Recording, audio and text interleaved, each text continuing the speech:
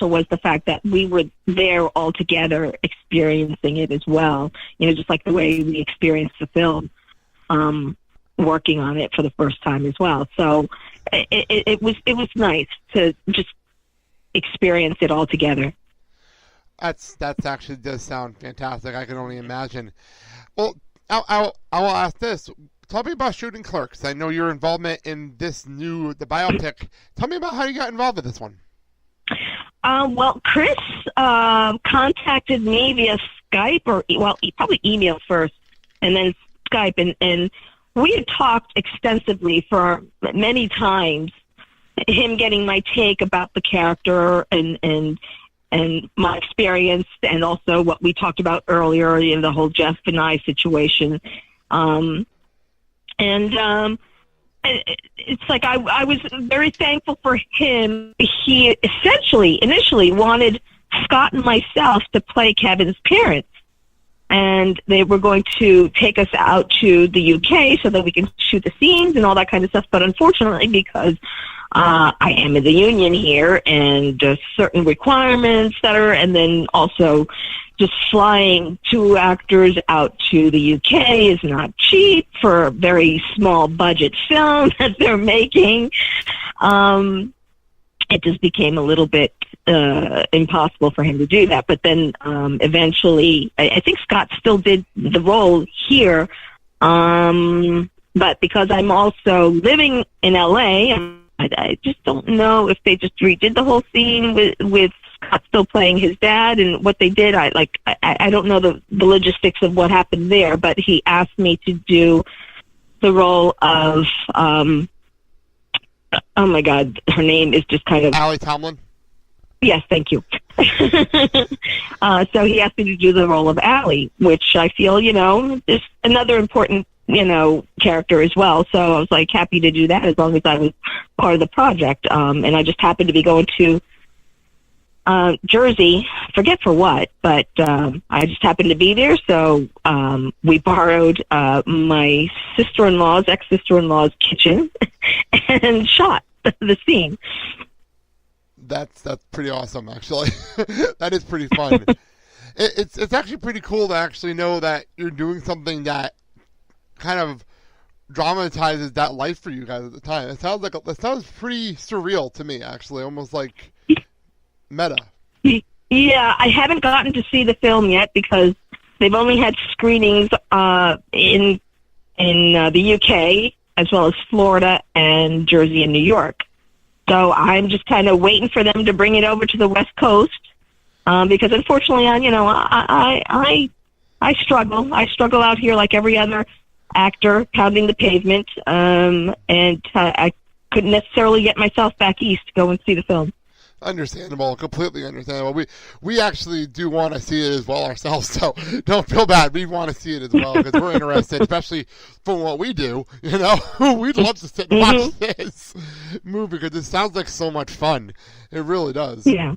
So, well, if there's actually, I'm actually wondering, is there anything else on your end that you want to plug? Well, I'm basically waiting for some films to kind of finish getting their funding so that we can get started on shooting. I was supposed to have started a feature film, horror film, in June. But, it's like things that happen in this field as far as like things always happen to kind of delay filming. Yeah, that sounds about right. That sounds about right. So just waiting for word on that. Yeah, that sounds about right. That's usually how it works. Which is about everything, really. You say you're going to do it, and then things just happen. And it happens to me a lot. Well, that's stuff. You know what, though? It seems like good things happen for a reason. And obviously with this, a great thing happened with this movie, shooting Clerks. I guarantee when things go right for you, it'll be great. I hope so. Thank you so much, though, for saying that. Yeah, no problem whatsoever. One film that I'm pretty proud of, and it was basically a guest appearance. It's called Rogue Warrior Robot Fighter, and it's a sci-fi film with the director Neil Johnson, whom I've worked with twice before, and it's a pretty impressive piece. I feel, Well, that sounds pretty cool. That sounds like straight up Kyle's alley, actually. Yeah, that sounds like something straight up Kyle's alley because he loves those kind of things. So we'll have to check that out for sure. So let's actually, what we're going to do is we're going to wrap things up here. Hey, thank you for having me. No problem whatsoever, and we'll let you go, and then we'll get our plugs out of the way. So why don't you give your Twitter account or whatever information you want to give out to people, and then we'll get out of here. I'm on Twitter, that Clerks Girl. Or you can find me by using my name, Marilyn Ghigliotti. I'm on Instagram and Facebook. I have a Facebook page because I've reached the limit on the regular timeline. But, those are the 3 social media networks that I'm on. Well, awesome. Thank you so much, Marilyn. I know we had some tech issues before we got started here, and this is definitely a lot of fun, and I appreciate your time. This is a big deal to us. Thank you. And that, ladies and gentlemen, was Marilyn Ghigliotti. That was awesome for us. Awesome to talk to her. Let's wrap this bad boy up. Our show is part of the Filling the Void podcast network, available on iHeartRadio, Spreaker Radio, Google Play, and everywhere else you find podcasts. Follow the show on Facebook, Twitter, and Instagram at Clerks Minute. And you can find everything out about our future guest lists. You'll find me on Twitter at Riley211. And Hudson Hawk FIM. That's where Kyle is. And we'll be back next week to talk more Clerks. Thank you so much for listening. I'm Blake. I'm Kyle. Have a good day, everybody.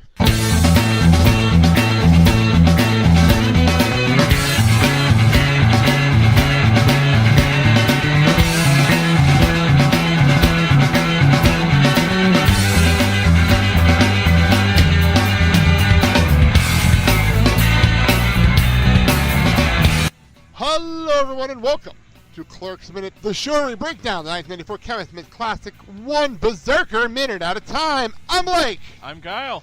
And we'll be breaking down Clerks Minute number 28. But first, we have a guest on the line.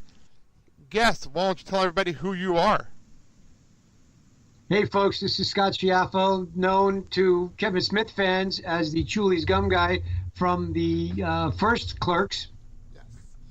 So, yeah, we actually, we did your minute earlier, which was, we should have brought you on for that, because we had a hard time getting through those minutes, because not a whole lot goes on our end, I'm not going to lie. It's funny how little goes on in those few minutes when it comes to breaking it down the way we do things. So, yeah. Those are our shortest episodes I think we've done. But, Scott, how are you doing? First of all, before we even get into things, how are you doing? I'm doing really well, thank you. Keeping busy, and we recently had a really fun event out here in New Jersey. There was the comedy roast of Brian O'Halloran. Yes, I heard about that. I heard about that on Tell 'em Steve Days. How did that go? It went really well. I mean, I had a great time. Roasting's not really my thing. I'm not really a stand-up either. But, I love Brian, so when they asked me, there was no way I wasn't going to do it. But, I had a really good time. There were some people who I think, really embraced the actual roast thing a little better than I did. But I took a beating as well from a lot of the dais, but it was a lot of fun. Well, that's good to know. That's good to know. Well, before we get into our minute, how did you get involved in this movie? Well, I, like a few other folks in the film, I was an actor who just answered an audition ad. A lot of people over the years, there's a myth about Clerks where they think that mostly everybody in the film was either a friend of Kevin's or maybe a family member or somebody he went to school with.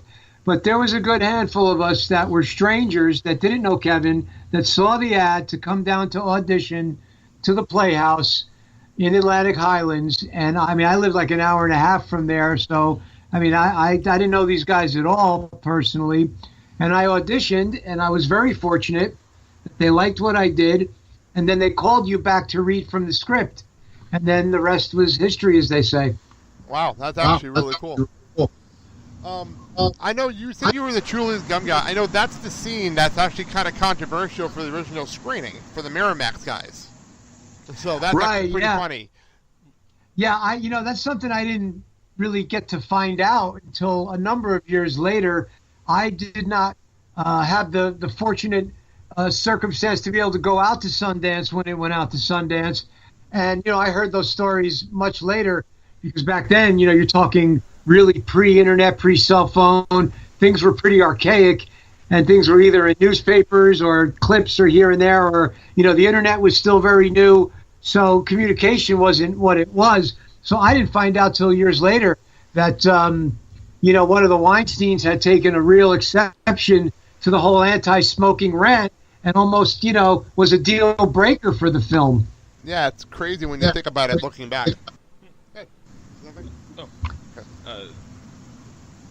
So let's take a look at the minute that we're actually on. And when we started playing, and I'm just going to be honest to the people listening, we're doing this a little out of order because of scheduling with guests. So when we're getting to the minute, and we fast forward and we realize, oh, we're at the Berserker minutes.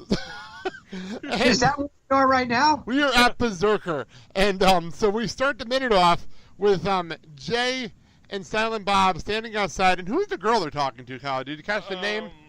Was one of the girls outside, and they're introducing. You mean the actress's name or the character's name? Character's name. Outside with Jay and Silent Bob and Olaf. Hold on a moment. The character's name you're asking? Yes. To be honest with you, I'm not sure if they gave her a name. She might be. Oh God, I thought that was a girl named Kim Longren, actress or friend of Kevin's. I could be wrong. That didn't shock me. I don't know if she's Berserker Girl in the credits or. That's my bad. It's all good. It's all good. I was asking Kyle too. He's looking it up too. I'm looking here. I see Leslie Hope credited as Jay's lady friend. I don't know. So, is that what it is on the IMDb? He's on the IMDb behind me. So. Yeah. Yeah, I would imagine because that can't be anybody else. Jay's lady friend in the first film. Yeah, he only has one. I believe you're absolutely right. But I mean, I don't know if she came up to them to buy a bag of weed and then Berserker guy was just happening along. But she actually has she's a big part of that scene. Yeah, she really makes the scene because she comes in and we find out that he really likes to pay metal. By the way, in the script she's listed as girl. Yeah. I have the script in front of me and it says girl. Well, So I think that's pretty funny. It's best to just keep it simple. And also, I'd like to make a note. It looks like in the script that she is combined from two different characters. Because in the script, she's two people. Oh, yeah. There's a lot of that. I think, obviously Walt Flanagan played a zillion parts. Yeah, and Scott Moger's in the end of this, too. So Right. So we get to Berserker, and we were cracking up watching this back because we haven't watched this in a while ourselves. And she actually has to ask Jay if he sings in English or Russian, which made me laugh openly. I didn't. That was pretty funny. It makes me wish that he actually sang Berserker in Russian too. That would have been hysterical.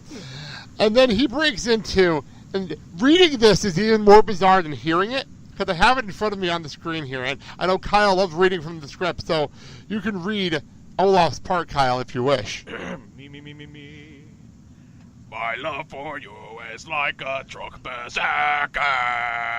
Would you like some making fuck berserker? My love for you is like a truck berserker. Would you like some making fuck berserker? When you hear this, you have Kevin Smith writing all over this because this makes absolutely no sense. Am I right, though, Scott? This makes no sense. None of this. Well, it's hilarious, too, especially when she says, did he say making fuck? Wait, there is more. And then Olaf breaks into the second part of this song. My love for you is like a rock berserker. Would you like to smoke some pop berserker? And that's where we all laugh. So, yeah. Olaf, who actually, Kyle, you actually looked it up. John Henry Westhead. What can you tell us about this guy, Scott? Did you meet him? Did you know him? Well, you actually are, you're hitting on something that there's a little bit of controversy and drama behind that guy. Ooh. And I guess I'll share it because it's kind of public knowledge to a lot of people who know the real details. That guy, many years later, he was not somebody who was looking to be an actor or get into the business in that sense at all. I don't know what he does do, but he had actually kind of stirred up some legal issues for Kevin because